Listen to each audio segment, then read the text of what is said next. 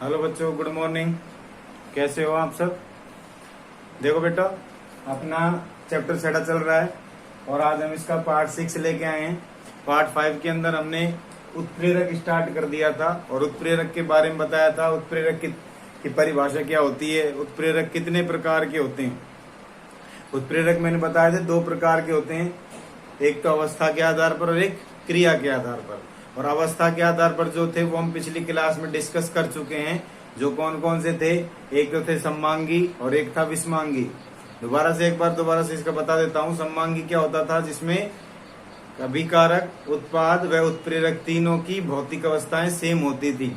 जिसका एग्जाम्पल हमने ये लिखा था 2SO2 + O2, यहाँ पर NO लिखा था, यहाँ 2SO3 लिखा था।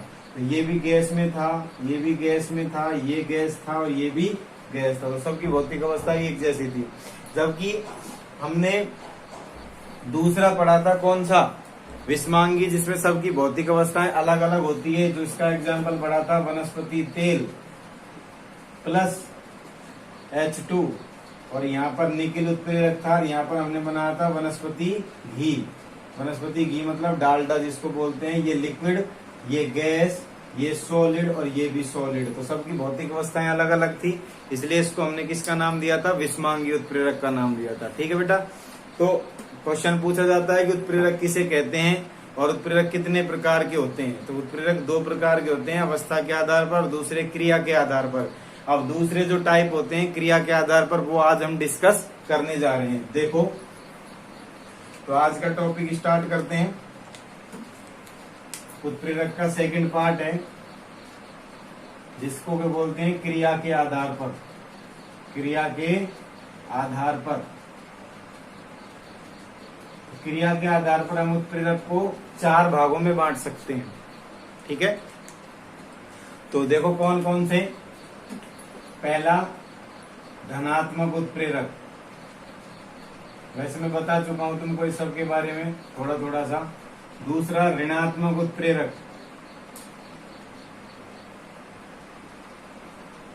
तीसरा होता है स्वतः उत्प्रेरक। और चौथा जो होता है वो होता है जैव उत्प्रेरक। ठीक है बेटा। तो ये 4 प्रकार के उत्प्रेरक होते हैं हमारे क्रिया के आधार पर। अब सबकी बारी बारी से बात करते हैं हम। सबसे पहले धनात्मक उत्प्रेरक की बात करता हूं मैं। तो धनात्मक उत्प्रेरक की परिभाषा क्या होगी, देखो कि वह उत्प्रेरक जो रासायनिक अभिक्रिया के वेग को बढ़ाते हैं।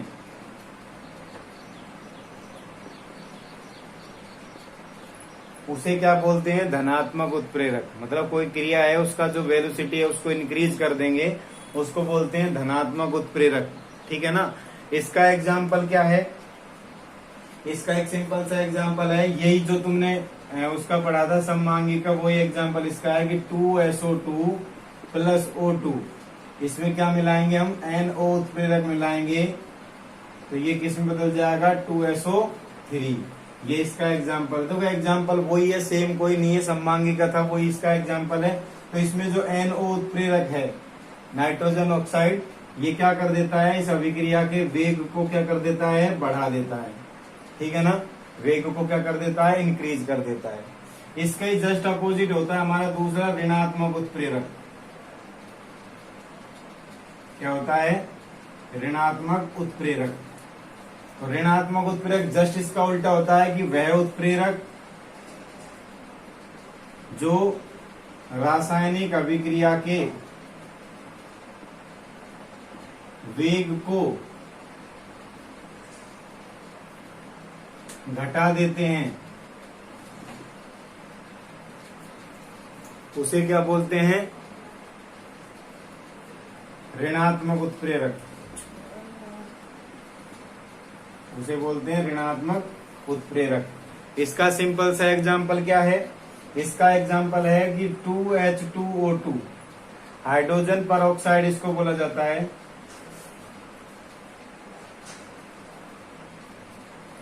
इसको ग्लिसरॉल यदि इसमें मिला दें तो ये किस में बन जाएगा 2H2O प्लस O2 में कन्वर्ट हो जाएगा।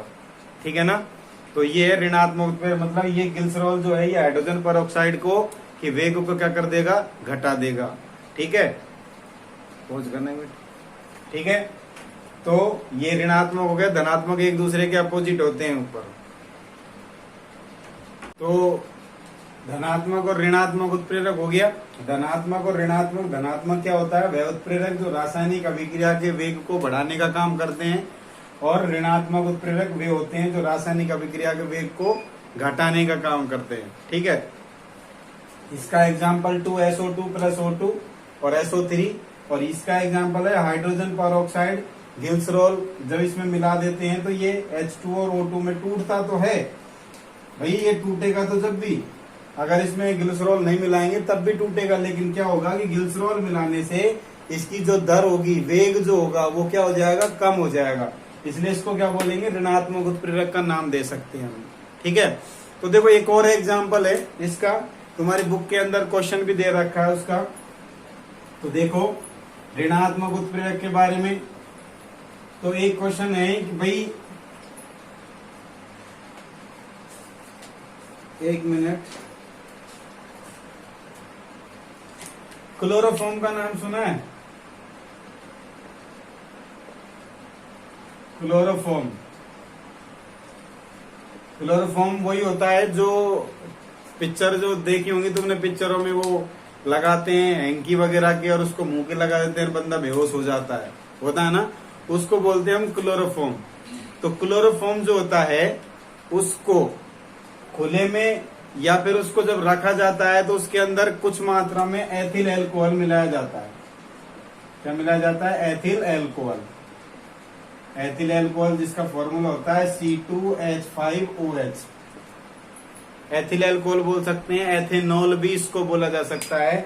इसको क्लोरोफॉर्म के अंदर मिलाया जाता है। क्यों मिलाया जाता है, ठीक है ना। तो क्वेश्चन पूछा जाता है कि क्लोरोफॉर्म में कुछ मात्रा में एथिल एल्कोहल मिलाया जाता है, क्यों।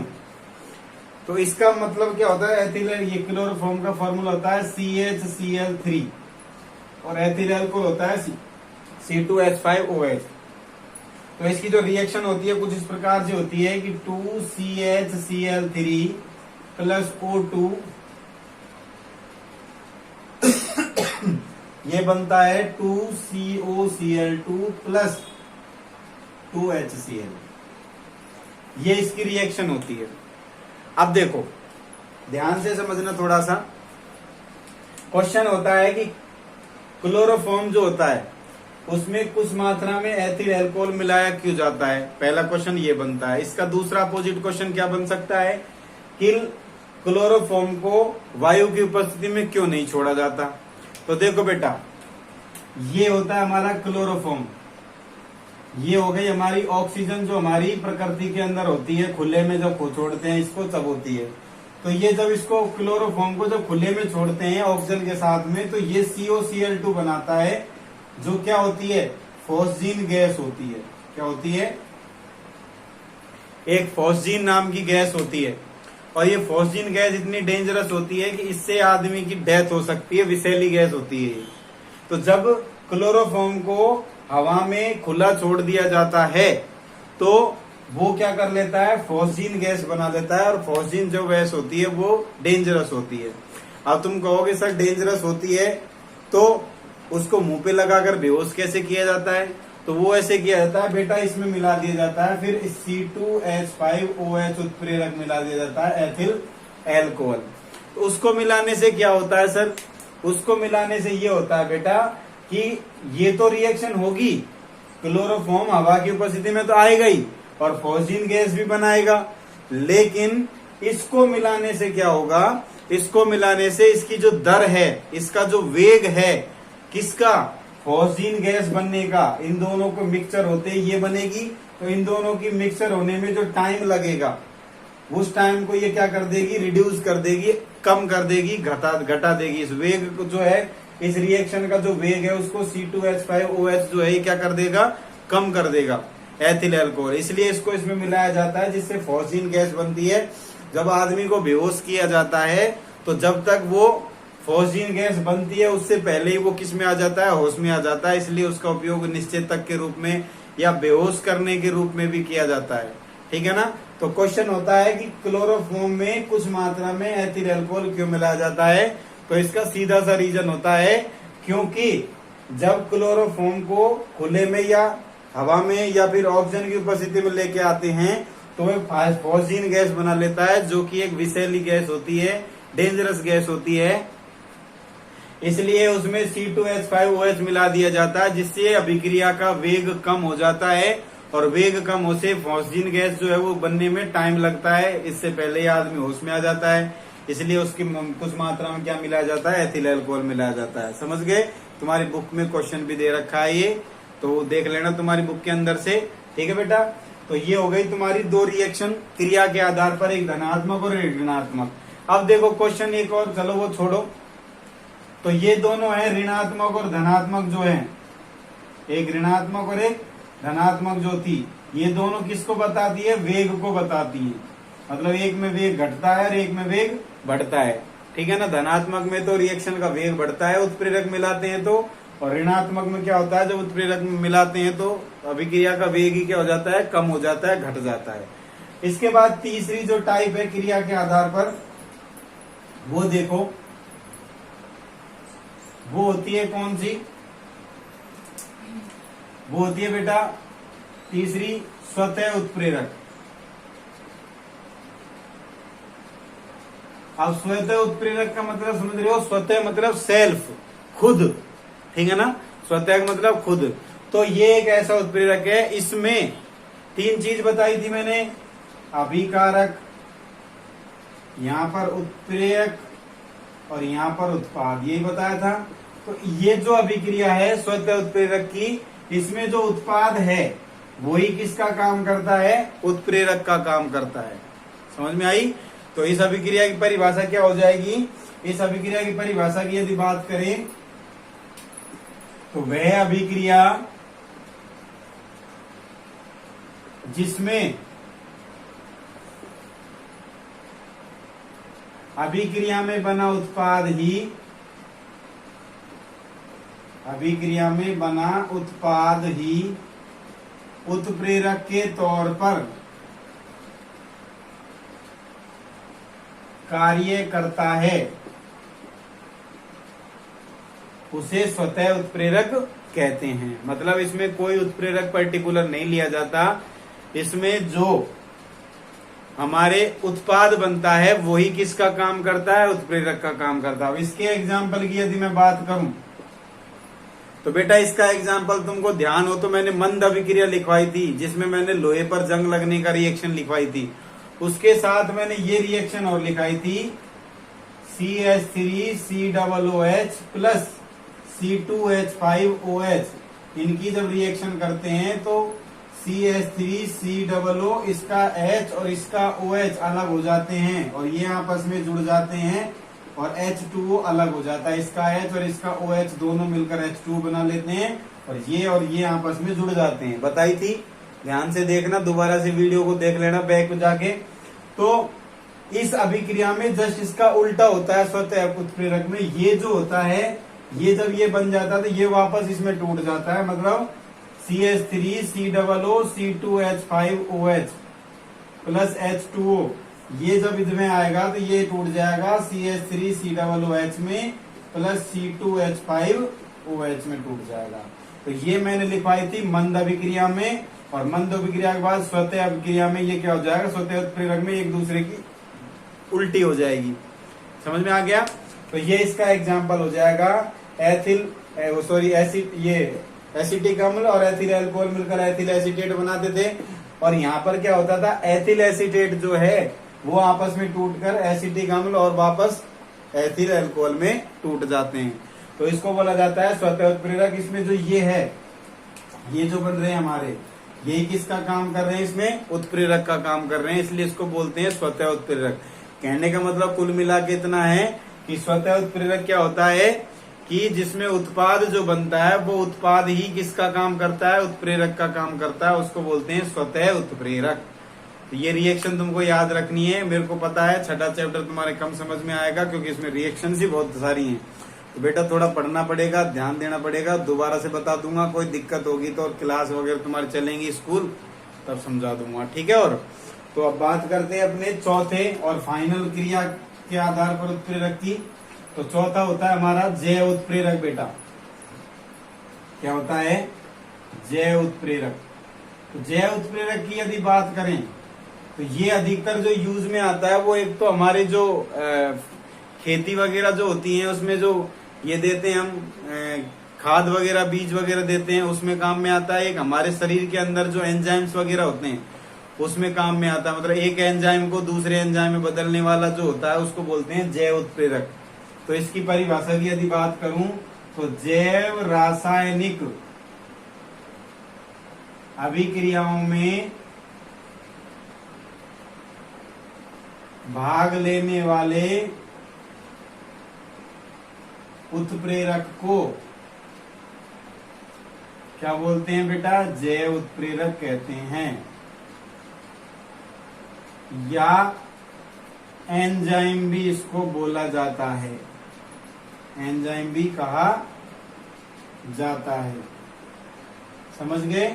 मतलब जैव रासायनिक अभिक्रिया जो हमारे शरीर के अंदर होती है भोजन को पचाने में, ये सब जो रिएक्शन होती है, प्रोटीन, कार्बोहाइड्रेट्स, वसा वगैरह जो होती है, न्यूट्रिएंट होते हैं ना, पोषक तत्व, इनको एक रूप से दूसरे रूप में तोड़ने में जो सहायक होती हैं वो उत्प्रेरक होते हैं, जैव उत्प्रेरक। उनको एंजाइम भी बोला जाता है। समझ में आ गई? जैसे एग्जाम्पल के लिए हम खाना खाते हैं, कार्बोहाइड्रेट हम भोजन में लेते हैं, कार्बोहाइड्रेट को दूसरी चीजों में तोड़ता है।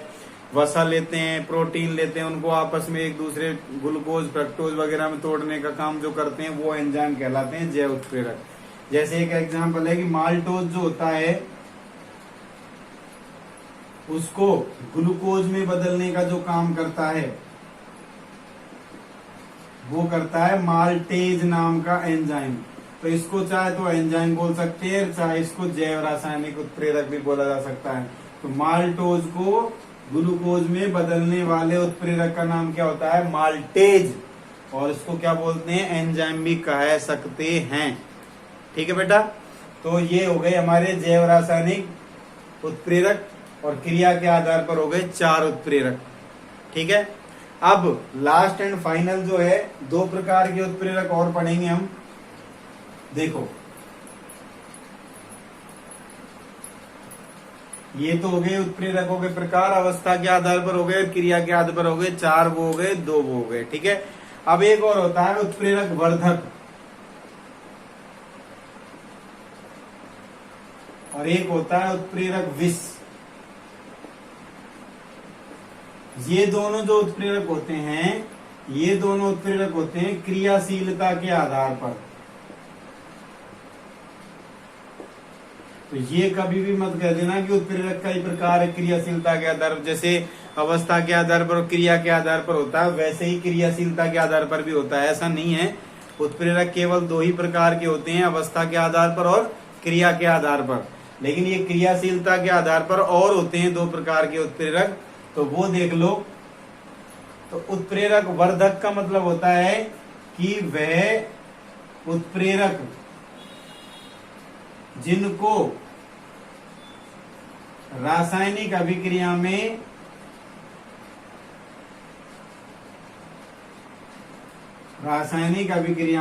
उत्प्रेरक के साथ मिलाने पर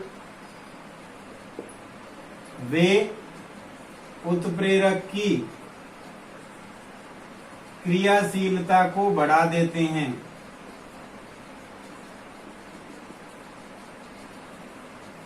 उसे बोलते हैं, उसे उत्प्रेरक वर्धक कहा जाता है।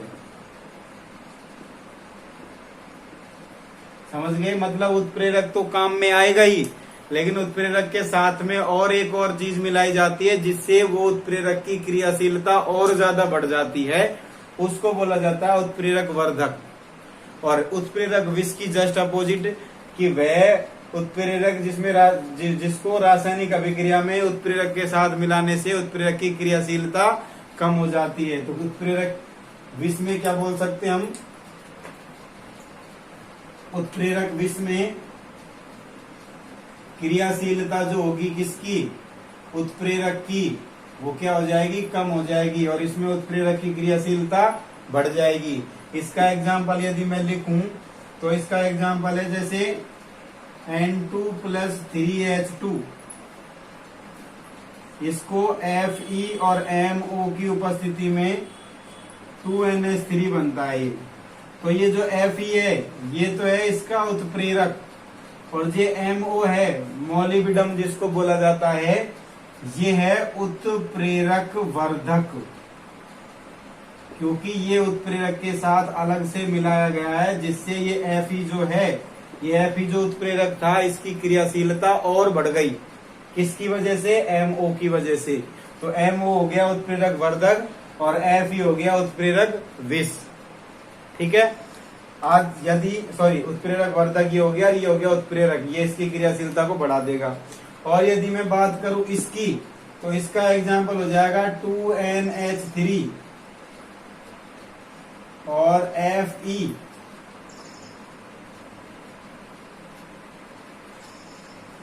और इसके साथ N2 + 3H2, ये उल्टी रिएक्शन हो गई, जस्ट इसकी उल्टी। तो इसकी उल्टी रिएक्शन से हम क्या कर सकते हैं, Fe के साथ में जब इसको मिलाया था तो इसकी क्रियाशीलता बढ़ा दी थी इसने। अभी यहाँ पर देखो ये तो हो गया उत्प्रेरक हमारा, इसी रिएक्शन की उल्टी रिएक्शन है ये, और यहाँ पर हम मिलाएंगे CO। CO का मतलब हो गया कार्बन मोनोऑक्साइड। ये कार्बन मोनोऑक्साइड जब इसमें मिला दिया जाता है Fe के साथ में, तो ये क्या कर देता है, क्रियाशीलता को कम कर देता है। तो CO किसका काम करता है, उत्प्रेरक विष का, और Fe के साथ में यदि MO मिला दें तो उत्प्रेरक वर्धक हो जाता है, और Fe के साथ में यदि CO मिला देते हैं तो उत्प्रेरक विष का काम कर देता है। ये आ गया समझ में। तो ये हो गया उत्प्रेरक वर्धक और उत्प्रेरक विष। तो ये सारे उत्प्रेरक हो गए भाई, जितने भी थे। अब मैं एक एक करके तुमको क्लियर कर देता हूँ दोबारा से पूरा ही ग्राफ इसका। तो सारे टाइप जो है इसके वो बता देता हूँ एक बार, फिर हमारा लास्ट टॉपिक रह जाएगा चैप्टर का। तो देखो बेटा, अब ठीक से समझना। उत्प्रेरक की यदि मैं बात करूं तो उत्प्रेरक होते हैं बेटा दो प्रकार के, एक तो अवस्था के आधार पर और एक होते हैं क्रिया के आधार पर।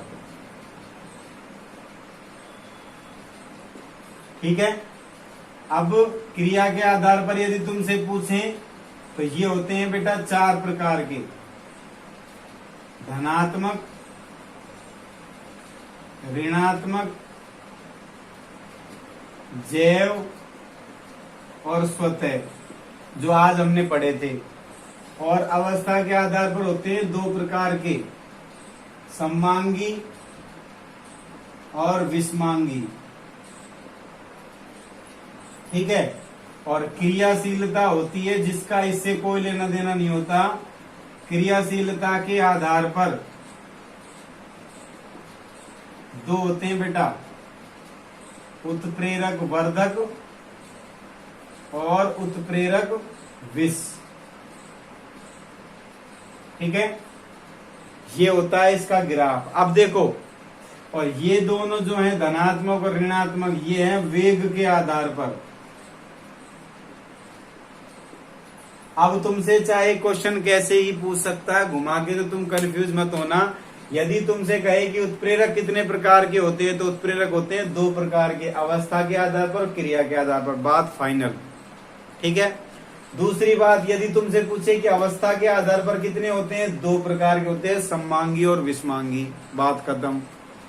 क्रिया के आधार पर कितने होते हैं, चार प्रकार के, धनात्मक, ऋणात्मक, जैव और स्वतः। इसका काम खत्म। वेग के आधार पर यदि पूछे तो दो होते हैं, धनात्मक और ऋणात्मक। और क्रियाशीलता के आधार पर पूछे तो उत्प्रेरक वर्धक और उत्प्रेरक विष।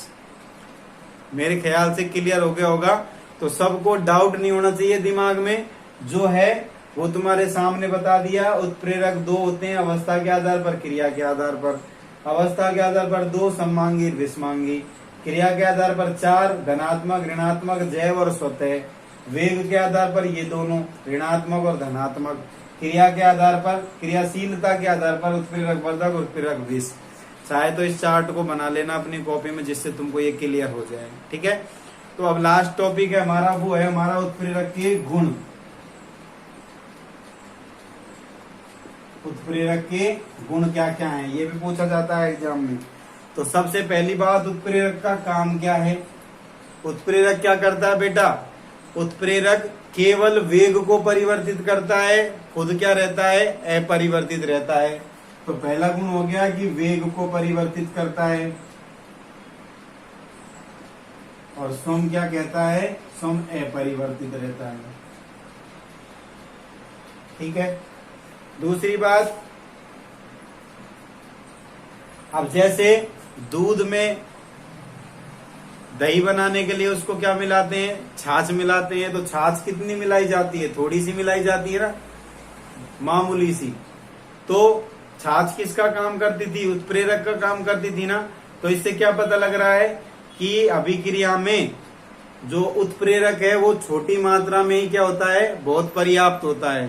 तो हम क्या लिख सकते हैं कि उत्प्रेरक की सूक्ष्म मात्रा ही पर्याप्त होती है। अभिक्रिया में उत्प्रेरक की सूक्ष्म मात्रा ही पर्याप्त होती है। तीसरी बात, अभी मैंने जितने भी तुमको उत्प्रेरक लिखाए हैं, सब में उत्प्रेरक अलग अलग हैं, एक जैसे ही हैं, अलग अलग हैं सबके उत्प्रेरक।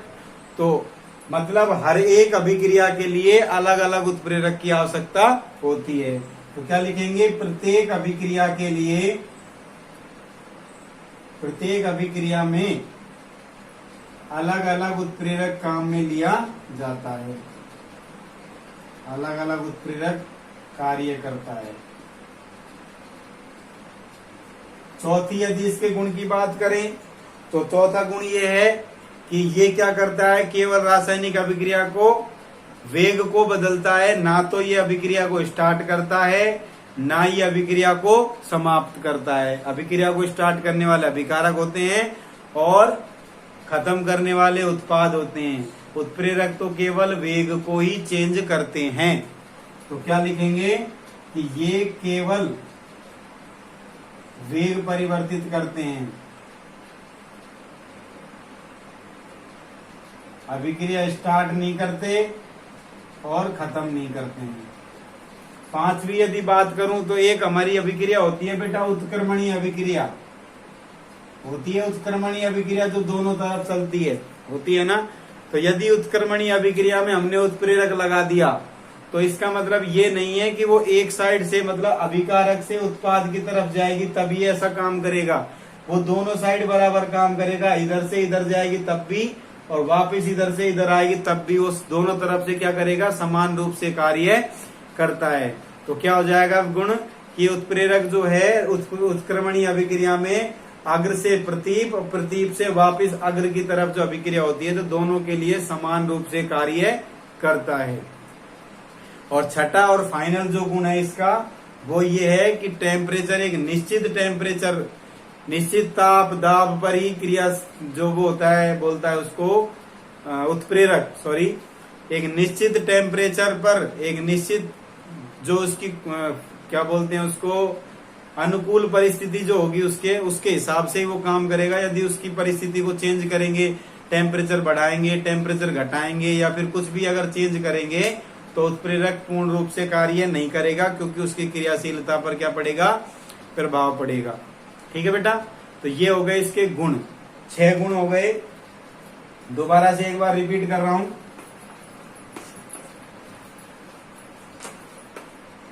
पहला गुण था कि उत्प्रेरक केवल वेग को परिवर्तित करते हैं, ठीक है ना, और खुद अपरिवर्तित रहते हैं। दूसरा गुण क्या था, दूसरा गुण था उत्प्रेरक की सूक्ष्म मात्रा ही अभिक्रिया में पर्याप्त होती है। तीसरा गुण क्या था, तीसरा गुण था कि अलग अलग अभिक्रियाओं के लिए अलग अलग उत्प्रेरक का यूज लिया जाता है, काम में लिया जाता है। चौथा गुण क्या था कि ये वेग को परिवर्तित करते हैं, ना तो अभिक्रिया स्टार्ट करते हैं ना अभिक्रिया खत्म करते हैं। पांचवा, उत्क्रमणीय अभिक्रिया जो दोनों साइड चलती है उसमें दोनों तरफ ये समान रूप से काम करता है, आगे से पीछे चलती है तब भी, और पीछे से वापिस जब आगे आती है तब भी ये सेम रूप से कार्य करता है। और लास्ट जो है वो था कि एक निश्चित टेम्परेचर पर ही ये काम करते हैं। यदि इनके टेम्परेचर में कोई परिवर्तन किया गया, इसकी परिस्थिति को बदला गया, तो क्या होगा, इसकी क्रियाशीलता पर प्रभाव पड़ेगा और ये ठीक रूप से कार्य नहीं करेगा। तो ये हमारा हो गया छठा चैप्टर खत्म पार्ट 6 के अंदर। ठीक है, उत्प्रेरक जो था उत्प्रेरक खत्म हो गया। मेरे ख्याल से ये चैप्टर समझ में आया होगा। नहीं समझ में आया तो बेटा एक बार ढंग से देखना, क्योंकि ये चैप्टर नया है और इसमें रिएक्शंस बहुत ज्यादा हैं। अगर तुम कहो तो पार्ट 7 के अंदर में जितनी भी तुमको अभिक्रिया लिखवाई हैं उन सब की रिएक्शन लिख सकता हूँ, लिख के बता सकता हूँ यदि तुम चाहो तो। ठीक है ना, कमेंट सेक्शन में बता देना और लिखवानी हो तो बता देना। मैं एक वीडियो बना दूंगा अलग से छठे चैप्टर की रिएक्शंस के बारे में, एक साथ जिसमें रिएक्शन लिख दूंगा।